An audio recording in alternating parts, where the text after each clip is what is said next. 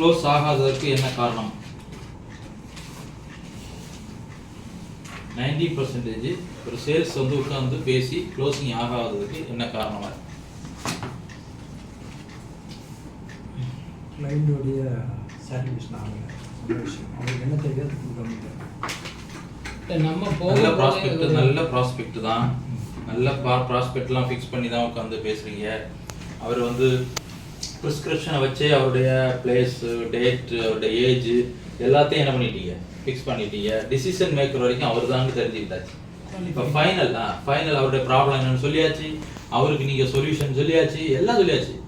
உங்கள் கையில் பணம் வந்தால் தான் அது என்னது 100% க்ளோசிங், இல்லைன்னா அது என்னது அவ்வளோ நேரம் நீங்கள் செஞ்ச வேலையில் ரிசல்ட் என்ன இல்லை. இப்போ நேற்று நம்ம சொல்லணும் பார்த்தீங்களா, அன்னைக்கு பேசணும், நேற்று ஈவினிங் பேமெண்ட் அக்கௌண்ட் வந்தாலும் க்ளோசிங், இல்லைன்னா அவ்வளோ நேரம் உட்காந்து 2 பேருடைய டைம், எவ்வளோ டைம் வேஸ்ட்டு தானே அது. என்ன சார், பணம் வந்து நம்ம அக்கௌண்ட்டுக்கு வரணும். அதான்